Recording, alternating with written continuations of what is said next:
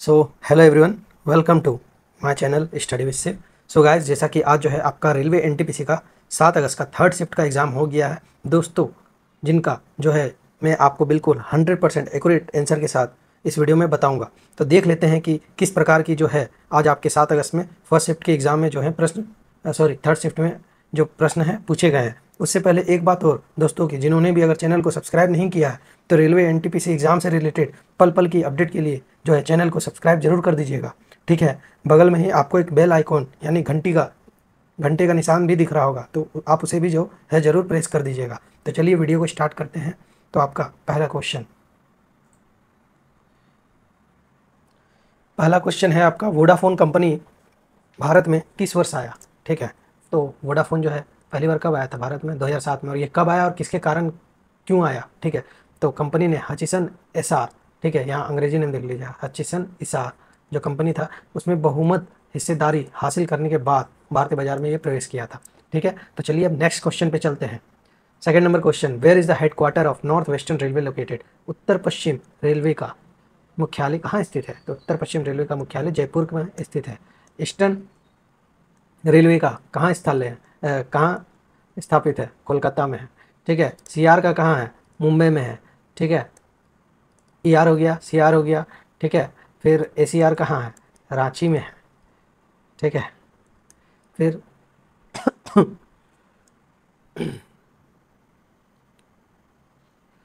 और जो है आपको इसमें और हम डाल देंगे। ठीक है, बिलासपुर कौन सा है? ठीक है, अजमेर कौन सा पड़ता है? जितना भी है डिवीजन सारा वो सब हम एक्स्ट्रा फैक्ट डालेंगे। चलिए क्वेश्चन नंबर 3 पे। क्वेश्चन नंबर 3 क्या बोल रहा है? Who was awarded with the ICC men's cricketer of the year for 2024? 2024 का ICC men's cricketer of the year किसे चुना गया था? वो थे जसप्रीत बुमराह। ठीक है, और गर्ल्स में अगर वुमेंस में अगर बोला जाए तो किन्हें मिला था? वो मिला था स्मृति मंधाना को। ठीक है, याद रखिएगा, स्मृति मंधाना। चलिए फिर नेक्स्ट क्वेश्चन में चलते हैं। और इस अवार्ड को किस नाम से जाना जाता है? सर गारफील्ड सोबर्स ट्रॉफी के नाम से भी जाना जाता है। देखिए यहाँ दिया हुआ है, स्मृति मंधाना को मिला है महिला one day cricketer of the year में। नेक्स्ट क्वेश्चन, हाइड्रोजन आवर्त सारणी के किस समूह का तत्व है? हाइड्रोजन जो है ग्रुप 1 का है, समूह 1 का है, क्षारीय धातु का है। ठीक है, लेकिन समूह 1 में होने के बावजूद भी इसको जो है हाइड्रोजन का जो गुण है ये 2 प्रॉपर्टीज दिखाता है। ठीक है, मल्टीपल, सिंगल नहीं है, इसीलिए इसे क्षारीय धातु कंसिडर नहीं किया जाता है। ठीक है, तो चलिए नेक्स्ट क्वेश्चन पे। What was the first state formed on linguistic basis in India? भाषाई आधार पर बनने वाला भारत का पहला राज्य कौन सा था? तो था आंध्र प्रदेश। ठीक है, आंध्र प्रदेश कब बना था? 1 अक्टूबर 1953 में। और किससे अलग हुआ था? मद्रास से अलग होकर बना था। ठीक है, जो कि तेलुगु बोलते थे वहाँ के लोग। तेलुगु भाषी लोगों को समायोजित करने के लिए आंध्र प्रदेश का गठन 1 अक्टूबर 1953 को मद्रास राज्य से अलग करके किया गया था। चलिए नेक्स्ट क्वेश्चन पे। भारतीय संविधान से संशोधन करने के लिए लोकसभा में कितने बहुमत की आवश्यकता होती है? तो आपको अगर संविधान में अगर संशोधन करना है, ठीक है, इंडियन कॉन्स्टिट्यूशन में, तो आपके लिए उसके लिए स्पेशल मेजोरिटी का वोट चाहिए। ठीक है, और स्पेशल मेजोरिटी हो जाता है आपका 66%, मीन्स 50% के अप्रोक्स होता है, 66% है, 2/3 आपका वोट देना चाहिए, तो वही 66% या 50% प्लस 1। यहाँ पर देखिए लिखा हुआ है हिंदी एक्स्ट्रा फैक्ट में कि इसके लिए उपस्थित और मतदान करने वाले सदस्यों की 2/3 बहुमत के साथ साथ सदन की कुल सदस्य 50% से अधिक की बहुमत की भी आवश्यकता होती है। अब नेक्स्ट क्वेश्चन, पांड्या वंश की सबसे छोटी प्रशासनिक इकाई कौन सी थी? देखिए बहुत खतरनाक क्वेश्चन पूछा है। ठीक है, तो इसका जो आंसर हो जाएगा उर। इसका अर्थ क्या है? इसका अर्थ गांव है। ठीक है, और अगर एक्स्ट्रा फैक्ट में आ जाइए तो पांड्यों के तहत प्रशासनिक संरचना नाडु सबसे बड़ा, ठीक है, नाडु सबसे बड़ा, कुरम और उर सबसे छोटा में काउंट किया जाता है। हालांकि बहुत ही रिपीटेड क्वेश्चन है ये, एसएससी में भी पूछा है, टीसीएस का ये सब फेवरेट सवाल है। नेक्स्ट क्वेश्चन पे आ जाइए। तराई और भब्बर के मैदान भारत में कहाँ पाए जाते हैं? ठीक है, where are the Terai and Bhabar plains found in India? तो ये जो है बिलो द हिमालय, हिमालय के नीचे मिलते हैं ये मैदान आपके। ठीक है, और सॉरी, ये मैदान हिमालय की तलहटी में मिलते हैं, विशेष रूप से उत्तराखंड, यूपी, ठीक है, यूपी, बिहार और वेस्ट बंगाल के कुछ हिस्सों में पाए जाते हैं। ठीक है, चलिए नेक्स्ट क्वेश्चन पे चलते हैं।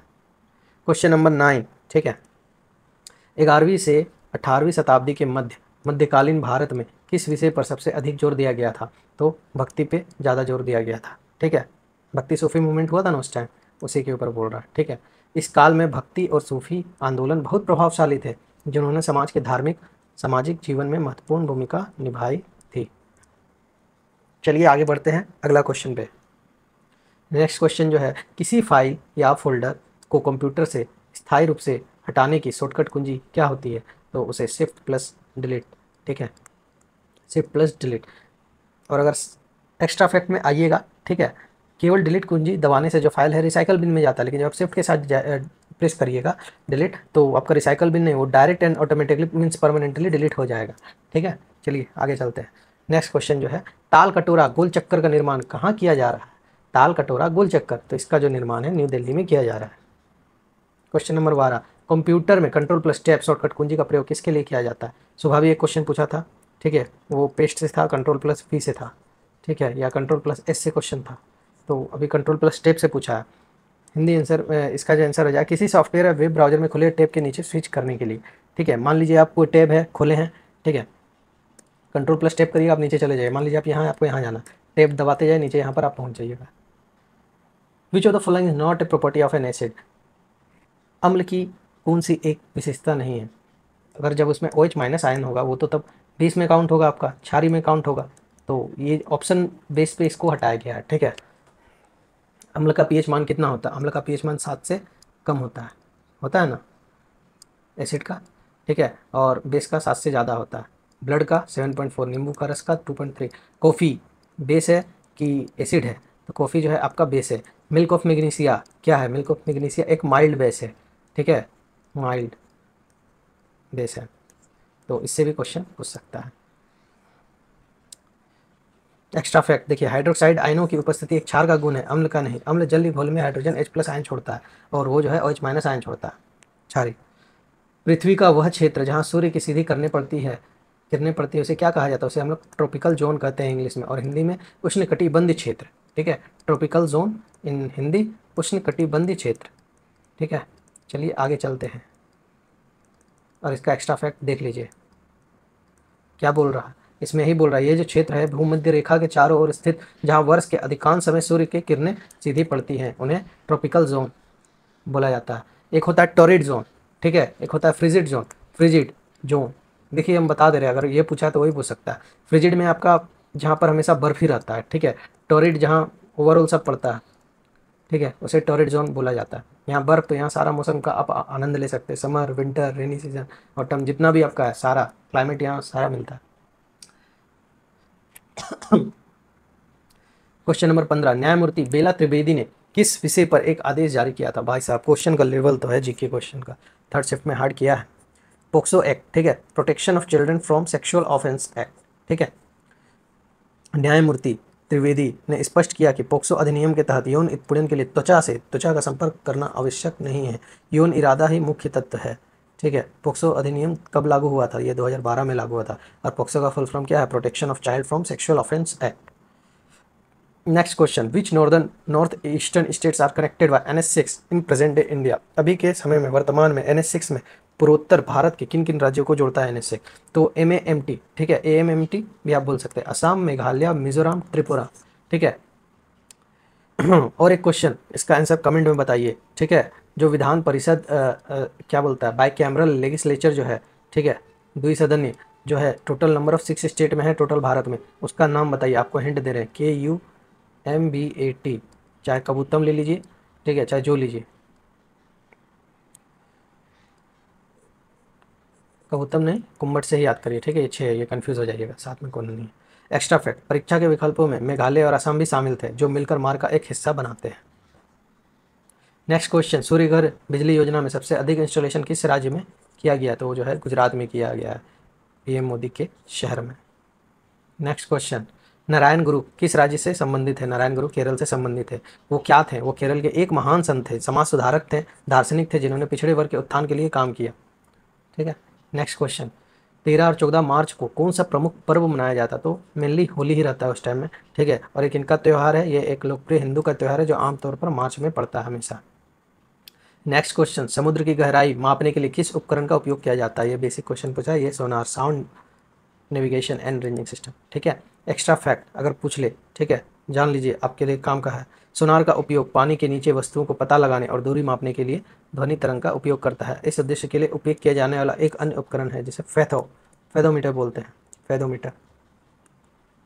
चलिए नेक्स्ट क्वेश्चन पे, क्वेश्चन नंबर 21, प्रधानमंत्री ग्राम सड़क योजना किस वर्ष में शुरू किया गया था? तो ये दिसंबर 2005, 25 दिसंबर 2000 को शुरू किया गया था। ठीक है, ये योजना तत्काल प्रधानमंत्री अटल बिहारी वाजपेयी द्वारा ग्रामीण क्षेत्रों को हर मौसम में चलने योग्य सड़कों में जोड़ने के लिए उद्देश्य से शुरू किया गया था। क्वेश्चन नंबर 22, नौफलिक हाइड्रो इलेक्ट्रिक पावर प्लांट कहाँ है? नौफिल या नौफलिक जो भी है, इसका देख लीजिएगा थोड़ा, ये अरुणाचल प्रदेश में स्थित है।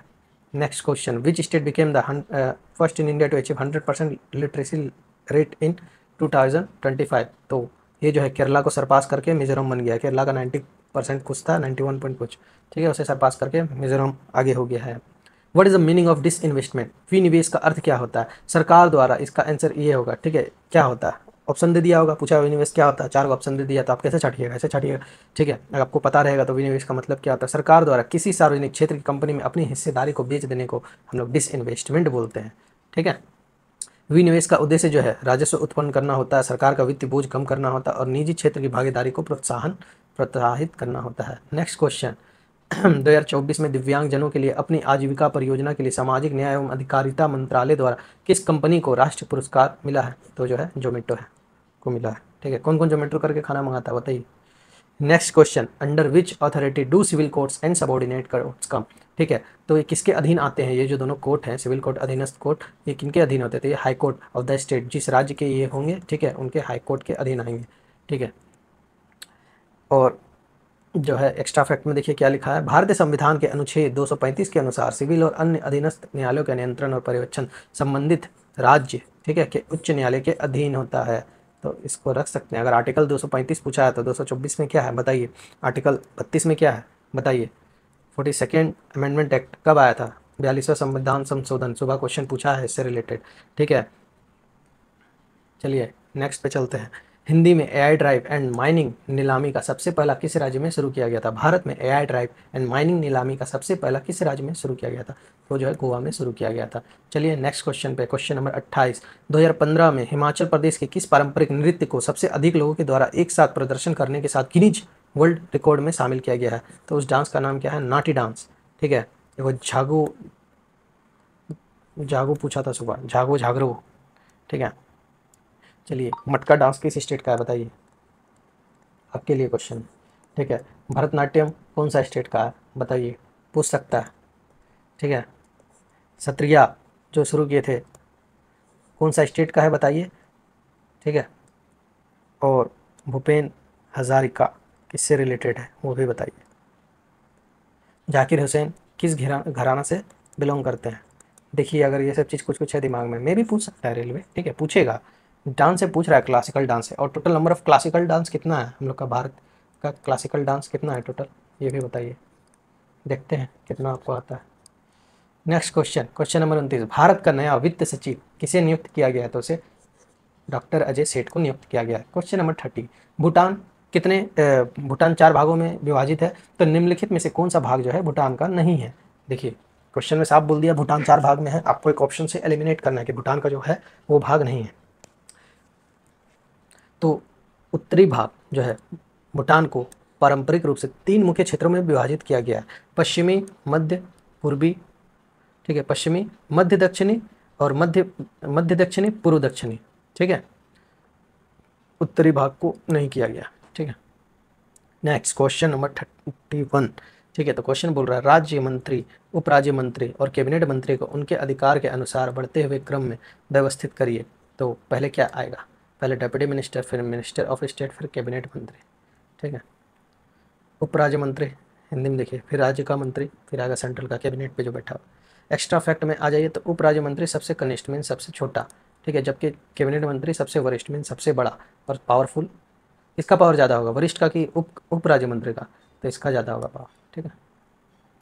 अब जो है इतना ही था जीके का सारा क्वेश्चन। जीके का क्वेश्चन यहाँ पे होता है ख़त्म एंड अब आ गया है कुछ मैथ का सवाल था, ठीक है। पूछा था कि समबाहु त्रिभुज में अगर एक भुजा 13 सेंटीमीटर है, ठीक है, तो आपका इसका पेरीमीटर क्या होगा, ठीक है।